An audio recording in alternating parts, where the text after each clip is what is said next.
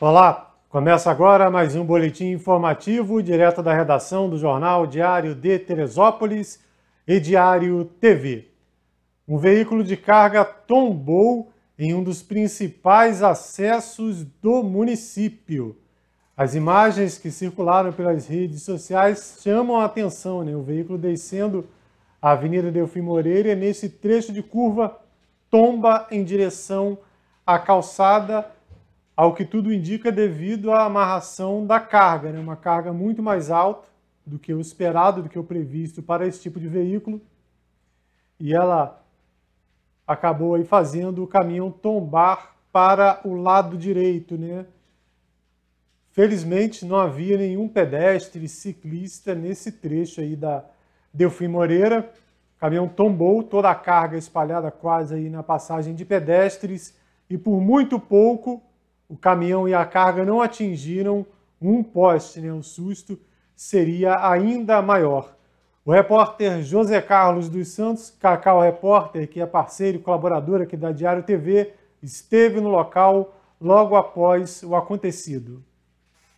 Caminhão tombado, carregado de papelões, tá? O veículo está carregado de papelões e o motorista está aqui. O motorista está bem. A notícia boa é exatamente essa. O motorista, olha só, o motorista tá bem. Graças a Deus o motorista não sofreu nada. Nada. Veículo carregado de papelão tombou ao chegar aqui em Teresópolis, tá? E por pouco, hein, mas muito pouco mesmo, ele não colidiu aqui no poste, como você está vendo nas imagens. Então os policiais militares já estão acionando a guarda municipal para sinalizar o local, tá? Por conta de não ter vítima, não há necessidade de acionar os bombeiros militares, ok? Quero agradecer o seguidor, quero agradecer a todos que vêm nos informando, porque sabe que a gente trabalha com credibilidade e informação em tempo real, tá? Então quero agradecer aí a todos aí por essa oportunidade de trazer as informações, tá? Estamos no Vale Paraíso, entre os dois bairros. Mais à frente é o cemitério municipal, tem ali a faculdade de veterinária, Prata, descendo é o Vale Paraíso. Bom, felizmente o motorista nem ajudante aí não tiveram ferimentos, foi apenas um susto, mas essa situação chama aí a necessidade, né, alerta para a necessidade de fiscalização em relação ao peso transportado por veículos como esse e a carga, né, o volume da carga visivelmente acima do permitido, né? Nas rodovias, há balanças verificando aí a situação dos caminhões para se evitar justamente problemas como esse, né? Como eu falei no começo aqui na abertura, imagina se houvesse um pedestre, um ciclista descendo ali no lado direito do caminhão, qual seria o destino dessas pessoas, né? O horário era um horário já que não havia grande movimentação, mas se fosse mais cedo, poderia ter essa história terminado com vítimas fatais em Teresópolis. Foi sepultado no cemitério municipal Carlinda Berlim, o Caingá, um homem de 66 anos que sofreu uma queda em uma calçada no centro da cidade.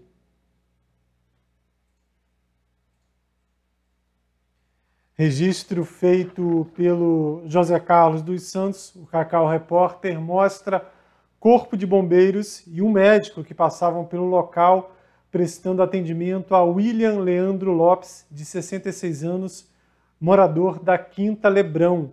Ele teria sofrido um infarto e caído na calçada, isso no final da tarde desta quarta-feira, né? Esse rapaz, esse médico, prestou os primeiros atendimentos.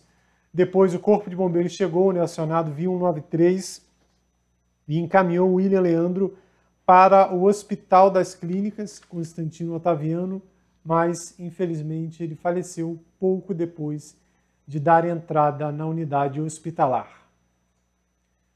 Após um curto período, menos de 6 meses, o Tenente-Coronel Cardoso deixou o comando do 30º Batalhão de Polícia Militar.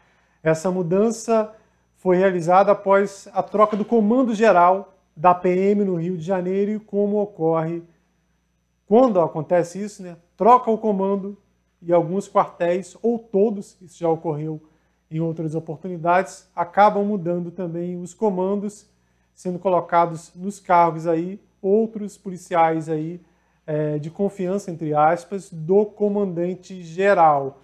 Então, dentro dessa mudança que teve início no começo da semana, nesta quinta-feira, foi realizada a solenidade de troca aqui em Teresópolis.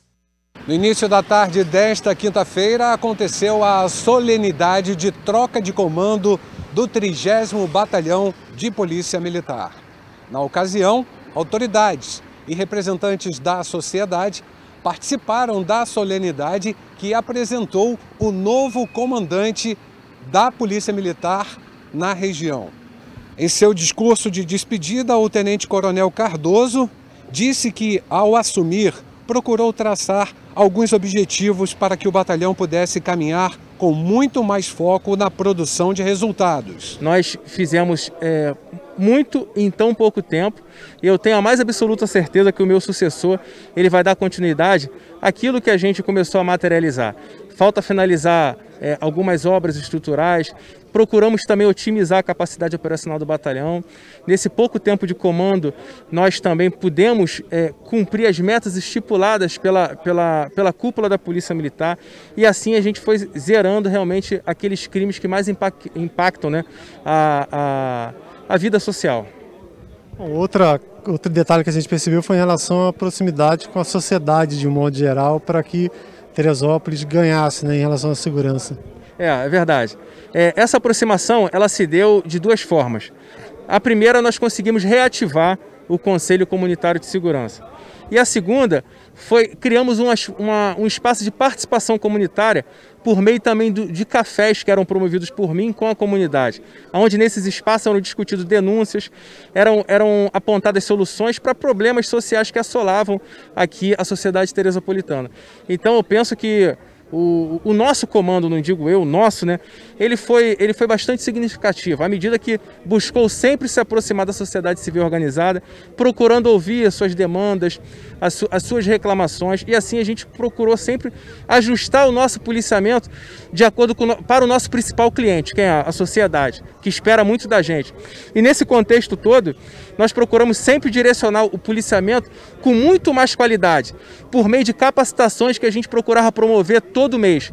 E assim o policiamento ele ficava cada vez mais assertivo e trabalhava com muito mais segurança e conhecimento daquilo que ele estava fazendo. O 30º Batalhão agora será comandado pelo tenente-coronel Alex Marquito Soliva, que já comandou o 11º Batalhão em Nova Friburgo, onde ele morava, e também o 38º Batalhão na cidade serrana de Três Rios. O tenente-coronel Soliva disse que acabou adquirindo conhecimento sobre as demandas características da região serrana do estado. Diz também que tem uma ideia bem aproximada porque comandou 2 unidades que compõem o 7º Comando de Policiamento de Área. A gente conhece, a gente tem uma ideia bem aproximada, né? Porque eu já comandei 2 unidades da região serrana, né? Que compõem o 7º Comando de Policiamento de Área. E a gente tem reuniões periódicas, então os comandantes expõem, né, as análises feitas de cada região, então a gente já está um pouco acostumado do que afeta a região. A gente que olha de fora, que acompanha, tem uma ideia assim que o principal problema é o tráfico de drogas, né, que acaba gerando outros delitos. O senhor tem essa ideia também? Bom, isso infelizmente é um problema nacional, né? Realmente o uso de entorpecentes se enraizou em praticamente todas as comunidades. Mas o que a gente pode garantir é que a gente vai manter um combate incessante a quem resolver transgredir o ordenamento jurídico, né? Uma marca do último comando foi a participação popular também, né? Como o senhor pretende manter esse contato com a população, falar dessa importância da participação do cidadão, né? Exercer cidadania para contribuir com o trabalho da Polícia Militar? Eu digo ao senhor que não é só importante, é imprescindível a participação da sociedade. Não existe fazer polícia sem a participação da destinatária do nosso próprio serviço, né? Então a gente pretende estreitar o máximo possível as nossas relações com a sociedade civil. Bom, se você não sabe ainda como contribuir com o trabalho da Polícia Militar e deixar o seu bairro, a sua cidade mais segura, anote aí os telefones do Disque Denúncia. 190, tradicional 190, 2742-7755 e ainda esse último número, que inclusive é um contato via WhatsApp, 998-17-7508. São esses os canais de denúncia do 30º Batalhão. Lembrando que apesar de ser um quartel muito operacional, não é possível estar em todos os locais ao mesmo tempo, então por conta dessa prerrogativa, é fundamental que você, caso presencie algum ato ilícito, faça sua parte e denuncie. Moradores da Granja Guarani ficaram mais uma vez aí com torneiras secas ou preocupados em terminar aí o abastecimento, ficar sem o serviço de abastecimento d'água mais uma vez. A SEDAI encaminhou nota para a nossa redação justificando essa nova interrupção no serviço.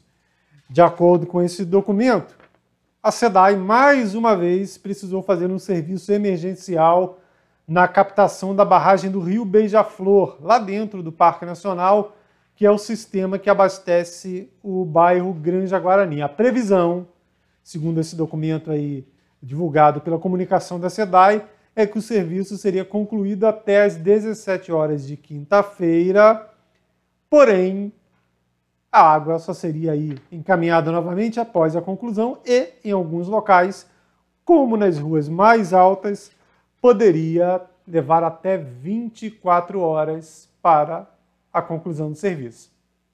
Novamente, a Granja Guarani há bastante tempo sofrendo com esse desabastecimento, porque a SEDAI, segundo a empresa, utiliza só o sistema Rio Preto, que é lá aliás, o sistema Beija-Flor, para atender a Granja Guarani, e o sistema Rio Preto, que fica lá no interior do município, segundo o distrito em Providência, sobrecarregado, atendendo praticamente 90% da cidade.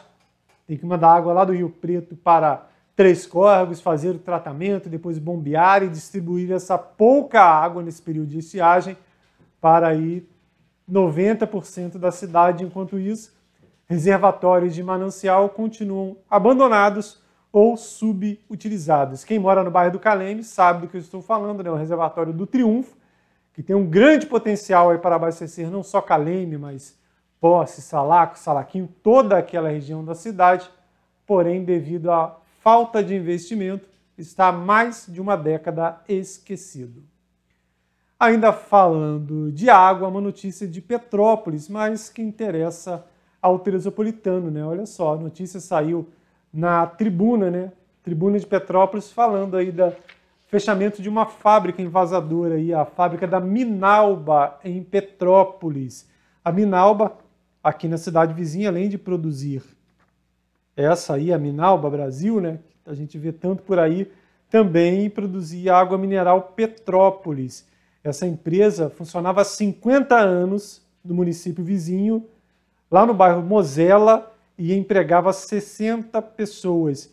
Segundo nota divulgada pela Minalba Brasil, a decisão de fechar a fábrica atende à visão da empresa sobre o novo modelo de negócio em virtude do atual contexto que o país está inserido, e a Minalba Brasil diz que está fechando somente a unidade de Petrópolis, mas que outras 5 Brasil afora continuarão em funcionamento. Ainda falando dessa situação, de toda essa problemática gerada pela crise econômica que veio aí atrelada à crise sanitária que estamos vivendo, a repórter Paola Oliveira esteve na aviação Teresópolis para atualizar aí as informações da empresa em relação aí à questão econômica desse período de pandemia e também em relação às linhas de ônibus. Nós sabemos que algumas continuam trabalhando de maneira reduzida. Por conta da pandemia da Covid-19, os ônibus da aviação Teresópolis, que fazem viagens intermunicipais, sofreram alterações nos horários e passaram a ser reduzidos. Hoje, faltando 3 meses para finalizar o ano de 2021, a empresa ainda lida com os reflexos da pandemia. Tudo começou em março, nós ficamos recolhidos até junho de 2020, a empresa ficou 100% parada. Nós voltamos a operar numa necessidade básica junto à prefeitura e os hospitais, que eram transportar as pessoas da saúde. De pronto atendimento, a operação da empresa montou uma estrutura para fazer esse atendimento de Guapi e Magé, que basicamente eram 75 pessoas que trabalhavam na saúde do município, e ali nós começamos a montar uma pequena operação. Segundo o diretor, no início da pandemia, a empresa parou com as atividades e passou a atuar com poucos funcionários. Ficamos basicamente 100% suspensos, a empresa ficou com 4 funcionários trabalhando, cuidando só do patrimônio, e a partir de julho nós voltamos com essas linhas de Guapi e Magé, a pedido, basicamente dessas necessidades diretas. E quando deu agosto, basicamente finalzinho de julho, já teve um apontamento de fazer transporte para algumas outras necessidades ligadas a Rio de Janeiro a princípio. Nós recolhemos 100% dos municípios, Friburgo, Petrópolis, São José do Rio Preto, não tinha passageiro. Conforme foi aparecendo a demanda, ligando para o SAC e outras instituições como o DETRO, até a própria prefeitura, a aviação foi se adaptando e foi trazendo de volta, tirando da suspensão motoristas, trabalhando, e fomos bem assim com um crescimento até novembro do ano passado. A procura pelo transporte durante a pandemia caiu absurdamente, como conta Márcio Catão. Nós transportávamos uma média de 200 mil passageiros mês, isso caiu para quase 1.800 passageiros. Bom, ainda suspenso com os funcionários, começou um movimentozinho dar uma acelerada, as demandas sendo solicitadas e a gente fazendo as complementações. Então é muito prático para a gente. Quando foi fevereiro desse ano, estava voltando bem. A gente chegou a trabalhar com 40% do resultado de 2019, a nível de faturamento e a nível de demanda. Apontou essa nova safra aí dessa doença, abril, despencou tudo de novo.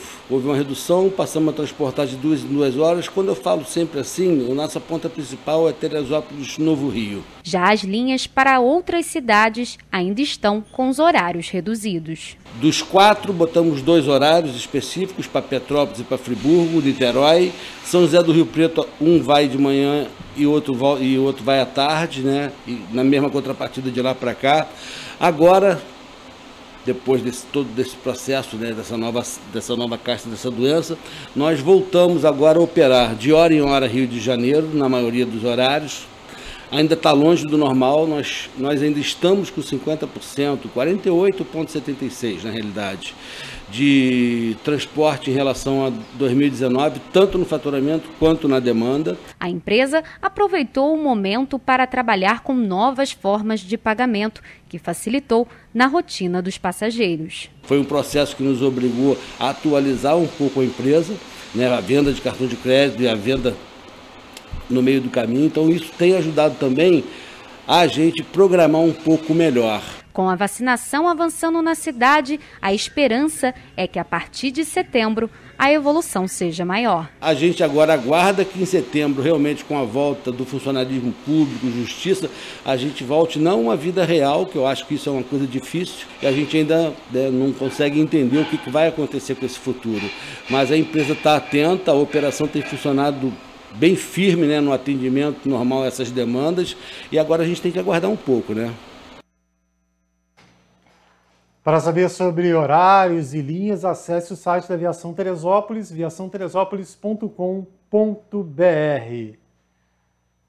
A Prefeitura retomou nesta quarta-feira, dia 1º, as aulas presenciais na rede municipal de educação. Vamos ver algumas imagens aí, divulgadas pela própria assessoria da Prefeitura, desse retorno, Alguns alunos aí, 537 dias aguardando para voltar, para reencontrar os amiguinhos, e aí o registro desse retorno, segundo a Prefeitura, com segurança, totem com gel, aí distanciamento, alguns locais isolados e todo cuidado para essa nova realidade que a gente está vivendo e vai viver ainda por um longo período, De acordo com as informações divulgadas pela Secretaria Municipal de Educação, nesse primeiro momento, 70% dos alunos voltaram às aulas presenciais, conforme a capacidade de cada unidade escolar. Lembrando que apesar dessa previsão de retorno presencial na última quarta-feira, cada escola trabalha de uma maneira, né? Então você deve buscar a informação no estabelecimento de ensino,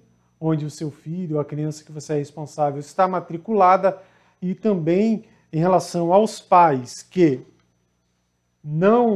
acham que não é seguro ainda retornar devido à crise sanitária que estamos vivendo, o aluno poderá continuar no ensino remoto, repetindo, cada escola trabalhando de uma maneira diferente.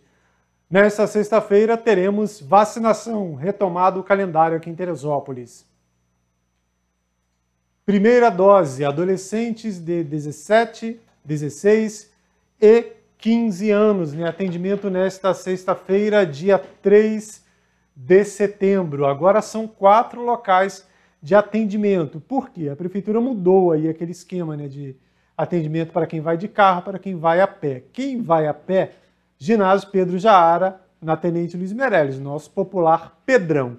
Quem vai aí acompanhado do pai, do responsável, do amiguinho, quem for lá de veículo, na Tijuca, Rua Júlio Rosa, 366. Moradores do 3º Distrito, em frente ao UBS Bom Sucesso, e PSF Pessegueiros para quem mora no 2º Distrito. Lembrando que nesta sexta-feira também será realizada a aplicação da 2ª dose da vacina contra a Covid-19. Então, não deixe, né? Você tem filho adolescente aí, 17, 16 e 15 anos, não deixe de orientar que ele vá, né? Não é necessário que o pai ou o responsável estejam presentes. Lembrando, o adolescente pode ir sozinho. Inclusive, há uma recomendação da Defensoria do Estado do Rio nesse sentido. Se você não pode acompanhar o jovem, ele pode ir sozinho a qualquer desses locais aí para receber o imunizante. Vamos agora ao quadro Foto do Dia, com mais uma colaboração do jornalista e historiador Vanderlei Pérez. Nós falamos ontem sobre o voo que o francês Roland Garros fez nos céus de Teresópolis em 1912, dentro daquele meeting da aviação organizado pelo governo brasileiro, onde foi instituído um prêmio para um avião contornar o dedo de Deus. E aí os teresopolitanos já se juntam ao projeto e resolvem criar um segundo prêmio para que esse piloto pousasse em Teresópolis, para as pessoas verem de perto o que era aquele bicho, o avião, né? Criado apenas menos de 6 anos antes, em 1906, pelo brasileiro Santos Dumont. Bom, mas 1912 é um ano bastante emblemático, aconteceram muitas coisas interessantes em 1912 que ficaram para a memória do mundo, né? 1912 foi o ano do naufrágio do Titanic, foi o ano da morte do Barão do Rio Branco, o grande diplomata brasileiro, que por conta da sua morte na semana do Carnaval, o Carnaval chegou a ser adiado. E como foi adiado e os foliões foram às ruas e fizeram o Carnaval por conta própria, teve um segundo Carnaval na Páscoa, em abril. Então, ou seja, no nosso calendário é o único ano em que nós temos 2 eventos de Carnaval no mesmo ano. Curioso isso que ocorreu no ano de 1912. E em Teresópolis foi também um ano muito interessante para a nossa memória. Afinal, em março de 1912, 2 alemães, Lutz Berg e Hans Baumann, um geólogo e outro botânico, tentaram conquistar o dedo de Deus. Por eles não terem conseguido o feito em março, em abril, 5 teresopolitanos, Zé Teixeira Guimarães, Raul Carneiro e os irmãos Oliveira, Américo, Alexandre e Acácio, esses 5, então, conquistaram o dedo de Deus e Teresópolis entra na história como marco do montanhismo, dá início ali o montanhismo nacional, né? Tudo isso acontece em Teresópolis e em 1912. Mas em 1912 também ocorreu em Teresópolis um dos atentados mais graves dentro da política. Na eleição de janeiro de 1912, o clima tenso que havia entre as correntes políticas da cidade levou a um tiroteio no dia da eleição. Uma eleição que nem era para vereador ou prefeito. Não havia prefeito naquela época ainda, o prefeito só começa em 1913, que é criada a prefeitura, mas em 1912 se disputava as eleições para o Senado e para a Câmara Federal, quando os políticos de Teresópolis resolveram brigar entre si e, de armas em punho, 8 vítimas num tiroteio na sessão eleitoral da Câmara Municipal. 3 vítimas fatais, inclusive o presidente da Câmara, Iclório Terra. Ou seja, tem realmente bastante episódios ocorridos em 1912 e todos eles muito curiosos, muito ricos de informação e que é necessário que a gente saiba mais sobre ele. Então, nossa fotografia do dia, eventos ocorridos em 1912, então há mais de 100 anos atrás. Quantas histórias, né? Quanta informação que você só vê aqui na Diário TV, graças a esse trabalho sensacional de pesquisa do Vanderlei Pérez. Bom, essas e outras notícias você confere também em nosso site netdiario.com.br e se houver qualquer atualização antes da entrada de um novo boletim informativo, além da nossa página, você vê aqui na barrinha de notícias da Diário TV e em nossas redes sociais, Instagram, Facebook e YouTube. E você que acompanha a nossa programação aí pelo YouTube, não deixe de se inscrever em nosso canal. Até mais!